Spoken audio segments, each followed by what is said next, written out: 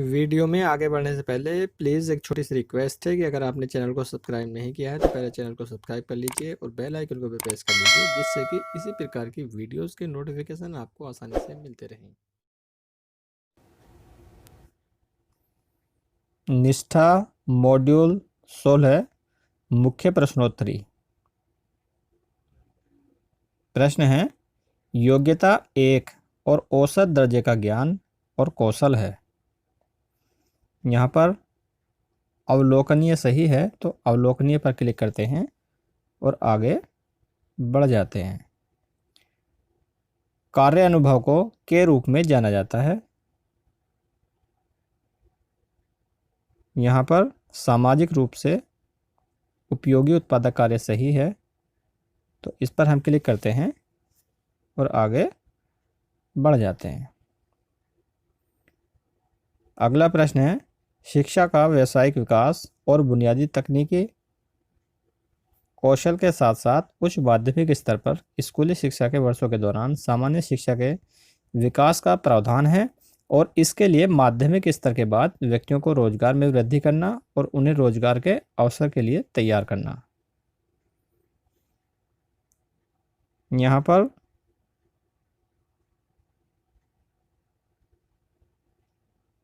Genetic सही है तो जेनेटिक पर हम क्लिक करते हैं और आगे बढ़ जाते हैं। भारतीय शिक्षा आयोग को हंटर कमीशन 1882 के नाम से भी जाना जाता है, जिसमें कहा गया है कि विश्वविद्यालय के पाठ्यक्रम में प्रवेश परीक्षा के लिए छात्रों को तैयार करने से पहले 2 विशिष्ट धाराएं होनी चाहिए और इसकी रिक्त स्थान व्यवसाय के लिए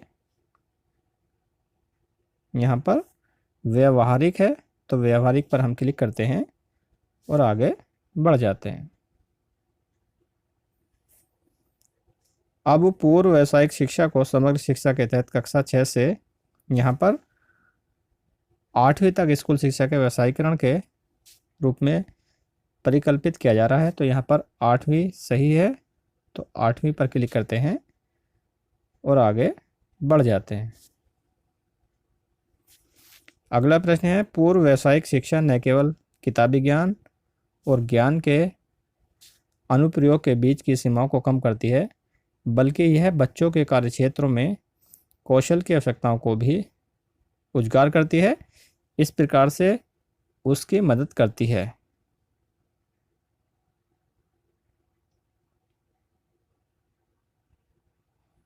यहाँ पर सभी विकल्प सही हैं तो सभी पर हम क्लिक करते हैं और आगे बढ़ जाते हैं।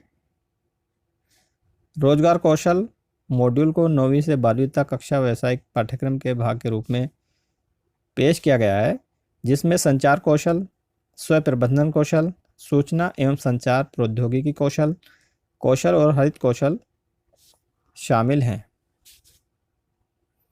यहाँ पर उद्यमिता कौशल सही है तो इस पर हम क्लिक करते हैं और आगे बढ़ जाते हैं। अगला प्रश्न है, ईश्वर भाई पटेल समिति 1977 ने SUPW को एक उद्देश्यपूर्ण सारथिक के रूप में विघटित किया, जिसके परिणामस्वरूप वस्तुओं या सेवाओं का काम होता है जो समुदाय के लिए उपयोगी है। यहाँ पर हम मैनुअल को क्लिक करते हैं क्योंकि मैनुअल यहाँ पर सही है और मैनुअल पर क्लिक करके हम आगे बढ़ जाते हैं। अगला प्रश्न है, शिक्षा पर राष्ट्रीय नीति रिक्त स्थान ज्ञापित है कि व्यावसायिक शिक्षा के व्यवस्थित, सुव्यवस्थित एवं कठोरता से लागू कार्यक्रम की शुरुआत प्रस्तावित शैक्षिक पुनर्गठन में महत्वपूर्ण है तो यहाँ पर 1986 सही है तो 1986 पर क्लिक करते हैं और आगे बढ़ जाते हैं। अगला प्रश्न है, महात्मा गांधी ने 1937 में कहा था कि मैनुअल और रिक्त स्थान है कार्य को परीक्षा में जगह मिलनी चाहिए तो यहाँ पर ये उत्पादक है तो उत्पादक का विकल्प हम यहाँ पर सेलेक्ट करेंगे, इस पर क्लिक करेंगे और आगे बढ़ जाएंगे। अब हम देखते हैं कि यहाँ पर हमारे टोटल क्वेश्चन 10 हैं। क्वेश्चन आंसर भी हमने 10 किए हैं। क्वेश्चन स्क्रिप्ट 0 है, एक भी क्वेश्चन हमने छोड़ा नहीं है। तो स्कोर जानने के लिए हम सबमिट पर क्लिक करते हैं। जैसे ही सबमिट पर क्लिक करते हैं तो हमारा यहाँ पर स्कोर शो हो जाता है। 10/10 हमारा स्कोर है। सभी प्रश्न हमारे सही हो गए हैं। इस प्रकार हम आसानी से इस प्रश्नोत्तरी को पूरा कर सकें। मॉड्यूल 17 में मुख्य प्रश्नोत्तरी के प्रश्नों को कैसे हल करेंगे, इस वीडियो में हम जानेंगे। मुख्य प्रश्नोत्तरी में जो भी प्रश्न हैं उन्हें हम एक एक करके यहाँ पर सोल्व करेंगे। पहला हमारा प्रश्न है, किसी व्यक्ति को कोविड-19 महामारी से संक्रमित होने से बचाने की सबसे उपयुक्त विधि कौन सी है? तो यहाँ पर सामाजिक दूरी सही है, तो सामाजिक दूरी पर हम क्लिक करते हैं और एरो से आगे बढ़ जाते हैं। दूसरा प्रश्न है, वैकल्पिक दिवसीय विद्यालय मॉडल को कारगर बनाने में कौन सी प्रमुख चुनौती नहीं है? यहाँ पर प्रमुख चुनौती नहीं है का जिक्र है, तो हमें यहाँ पर अध्ययन सामग्री को सेलेक्ट करना है और अध्ययन सामग्री को सेलेक्ट करके हम आगे बढ़ जाएंगे। अगला हमारा प्रश्न है, महामारी की अवधि के दौरान छात्रों के मानसिक कल्याण के मुद्दों को संभालने के लिए सबसे प्रभावी उपाय कौन सा है? तो यहाँ पर सबसे नीचे है शिक्षक परामर्शदाता, तो ये वाला विकल्प यहाँ पर सही है, तो इसी पर हम क्लिक करते हैं और इसे सेलेक्ट करने के बाद हम आगे बढ़ जाते हैं। अगला हमारा प्रश्न है, छात्रों के अधिगम के परिणाम का समय समय पर मूल्यांकन और शिक्षण विधियों में मदद करता है। यहाँ पर शिक्षण अधिगम प्रक्रिया में सुधार करने, ये वाला विकल्प सही है, तो इसी को हम सेलेक्ट करते हैं, इसी पर क्लिक करते हैं और आगे बढ़ जाते हैं। अगला हमारा प्रश्न है, कोरोना वायरस के कारण होने वाले कोविड-19 रोग किस प्रकार का है? तो ये संक्रामक रोग है, तो हम संक्रामक पर क्लिक करते हैं और एरो से आगे बढ़ जाते हैं। अगला हमारा प्रश्न है, छात्रों को कोरोना वायरस के प्रसार से बचाने के संबंध में विद्यालय में सुरक्षा सुनिश्चित करने के लिए कौन जिम्मेदार है? यहाँ पर है सभी हितधारक, तो सभी हितधारक को यहाँ पर हम सेलेक्ट करते हैं और सेलेक्ट करके एरो से आगे बढ़ जाते हैं। अगला हमारा प्रश्न है, छात्रवासियों हॉस्टलर्स के लिए सुरक्षित संगरोध क्वारंटीन सुविधा की व्यवस्था शुरू करने का सही समय क्या है?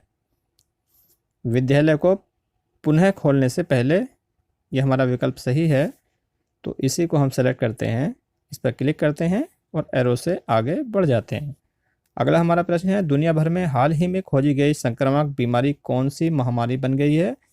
तो यहाँ पर यह कोविड-19 है, तो कोविड-19 को हम सेलेक्ट करते हैं और आगे एरो से बढ़ जाते हैं।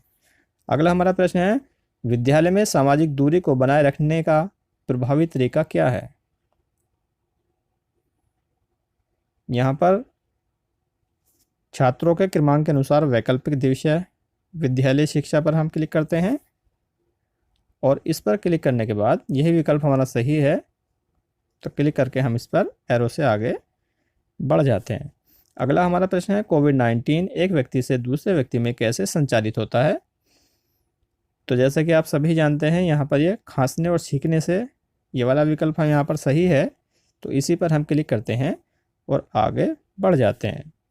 यहाँ पर टोटल क्वेश्चन 10 हुए हैं, क्वेश्चन आंसर 10 हुए हैं और स्किप 0 है, तो स्कोर जानने के लिए सबमिट पर क्लिक करते हैं और सबमिट पर जैसे ही हम क्लिक करेंगे तो यहाँ पर हमारा स्कोर शो हो जाएगा। यहाँ पर हमारा स्कोर 10/10 है, इसका मतलब है हमारे सभी प्रश्न यहाँ पर सही हो गए हैं। इस प्रकार हम आसानी से इन प्रश्नों को सॉल्व कर सकते हैं। निष्ठा मॉड्यूल 18 मुख्य प्रश्नोत्तरी इसमें जो मुख्य प्रश्नोत्तरी दी गई है उसके जो प्रश्न हैं उसे हम एक एक करके यहाँ पर सोल्व करेंगे और एक एक करके आगे बढ़ेंगे। यहाँ पर सबसे पहला हमारा प्रश्न है, बाल लैंगिक शोषण हो सकता है क्योंकि कारणों का अनुमान नहीं लगाया जा सकता। ये हमारा यहाँ पर सही है, तो इसी पर हम क्लिक करते हैं और क्लिक करके आगे बढ़ जाते हैं। अगला प्रश्न है, अगर आपको बच्चे के साथ हुए किसी लैंगिक अपराध के बारे में पता चलता है तो आप किसे रिपोर्ट करेंगे। यहाँ पर ये पुलिस, SJPU ये वाला विकल्प सही है, तो इसी पर हम क्लिक करते हैं और आगे बढ़ जाते हैं। कृत्य कब एक गुरुतर अपराध बन जाता है।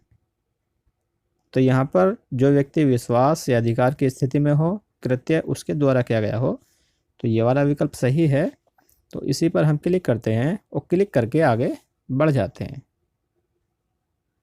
अगला प्रश्न है, एक शिक्षक उस बच्चे का समर्थन कैसे कर सकता है जो अपने लैंगिक शोषण के बारे में बात साझा कर रहा है। सहानुभूति के साथ बच्चे की बात सुने और बात करें। सबसे नीचे वाला विकल्प यहाँ पर ये सही है, तो इसी पर क्लिक करते हैं और क्लिक करके आगे बढ़ जाते हैं। अगला प्रश्न है, किसी बच्चे को नग्न चित्र दिखाना, यहाँ पर ये लैंगिक शोषण है, तो लैंगिक शोषण पर ही हम क्लिक करते हैं और आगे बढ़ जाते हैं। अगला प्रश्न है, उत्तरजीविता अधिकार में शामिल है भोजन, कपड़ा, आश्रय। तो सबसे पहला हमारा विकल्प सही है, तो इसी पर हम क्लिक करते हैं और क्लिक करके आगे बढ़ जाते हैं। अगला प्रश्न है, बाल लैंगिक शोषण की रिपोर्ट की जानी चाहिए जब सभी परिस्थितियों में जैसे ही इसके बारे में पता चले। सबसे नीचे वाला विकल्प यहाँ पर ये सही है और इसी को सेलेक्ट करते हैं और आगे बढ़ जाते हैं। अगला प्रश्न है, अधिनियम कौन सा बाल शोषण अपराधी को दंडित करने के लिए विशेष कानून है। तो यहाँ पर पॉक्सो अधिनियम 2012 ये वाला पहला ही हमारा विकल्प सही है, तो इसी पर क्लिक करते हैं और क्लिक करके आगे बढ़ जाते हैं। अगला प्रश्न है, बाल लैंगिक शोषण से होता है। यहाँ पर देखिए लड़के और लड़कियों दोनों में है, तो दोनों को ही हम यहाँ पर सेलेक्ट करते हैं। सबसे नीचे वाला विकल्प को हम सेलेक्ट करते हैं और सेलेक्ट करके आगे बढ़ जाते हैं। अगला प्रश्न है, बच्चा कौन है। कोई भी व्यक्ति 18 वर्ष की आयु से कम। यहाँ पर इसी को हम सेलेक्ट करते हैं और आगे बढ़ जाते हैं। टोटल क्वेश्चन हमारे यहाँ पर 10 है, क्वेश्चन आंसर यहाँ पर 10 हुए हैं, क्वेश्चन स्क्रिप्ट 0 है, एक भी क्वेश्चन हमने यहाँ पर छोड़ा नहीं है। स्कोर जानने के लिए सबमिट पर क्लिक करते हैं और सबमिट पर जैसे ही हम क्लिक करते हैं हमारा स्कोर 10/10 यहाँ पर शो हो जाता है।